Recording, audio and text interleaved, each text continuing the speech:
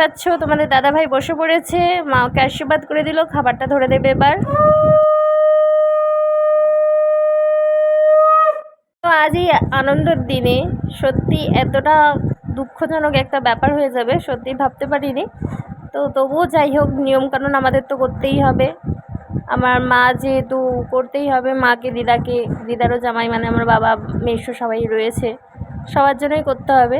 তবে মায়ের পিসি আজকে গত হয়েছেন, তো সেখানে যাওয়ার আগে সব কিছু তাড়াহুড়ো করে সারা হচ্ছে, এখানে সেরে তারপরে যাবে। তো খাবার প্লেটে কী কী আছে দেখে নাও। সামান্য কিছু আমার বরকে দিয়েছে, আর আমাদের জামাই ষষ্ঠীর কোনো নিয়ম নেই। এবার দেখো সবারই তো ইচ্ছা হয় জামাই ষষ্ঠীর খাবার, তাই জন্য এরকম একটা ছোট প্লেটে দিয়েছে। আর আমার বর তো অত খেতে ভালোবাসে না ফল। সেখানে দেখতেই পাচ্ছ মটন রেডি, মাখানো পুরো রেডি, জাস্ট করবে। এবার কী কী রান্না হয়েছে পরে তোমাদের সাথে শেয়ার করব। তো চলো এখন রান্না এবার বসাই। তো এখানে মটন থেকে জল ছেড়ে দিয়েছে দেখতেই পাচ্ছ, আর আমি এরকমভাবে মটন রান্না করি, খুব টেস্টি হয় খেতে। তোমরাও যারা যারা এখনও পর্যন্ত করে উঠতে পারোনি এরকমভাবে সব মশলাপাতি মাখিয়ে দিয়ে তারপরে করে দেখবে, খুব মানে খেতে টেস্টি হবে। আর কালারটা অসাধারণ এসছে, হয়তো ক্যামেরার মধ্যে বোঝা যাচ্ছে না খুব একটা, কিন্তু আমার কষাতেই মাংস সেদ্ধ হয়ে গিয়েছে।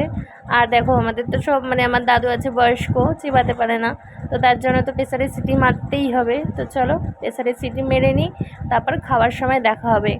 অনেক সুন্দরভাবে কষিয়েছি, এত কষিয়েছি। আর এটা হচ্ছে রিয়াজি খাসি, ঠিক আছে, মানে এত সুন্দর খেতে বলার মতো না। আর কিছুটা আইটেম হয়েছে সেটা তোমাদের খাবারের পাতে শেয়ার করব। এখানে দেখো তোমাদের দাদাভাইয়ের জন্য খাবারটা বেড়ে দিয়েছি, যেহেতু আমার মা নেই, মা গেছে, বাবা মা গিয়েছে, তাই জন্য আমি খাবারের প্লেটটা সাজিয়ে দিয়েছি। বেগুন ভাজা, আলু ভাজা, পটল ভাজা, নুন, লেবু, আর সাথে তরকারিগুলো সব সাজিয়ে দিয়েছি যেরকম ভেবে পেরেছে। আর খুব তাড়াতাড়ি আজকে রান্নাটা করা হয়েছে। এখানে মুগের ডাল আছে পাতলা করে, আর এটা হচ্ছে ফুলকপি আলু দিয়ে একটা তরকারি, আর এটা হচ্ছে মাংস। দেখতে চলো এবার খাওয়া দাওয়া করে নিই, তোমরাও খাওয়া দাওয়া করে নাও। টাটা বাই বাই, আবার পরে দেখা হচ্ছে।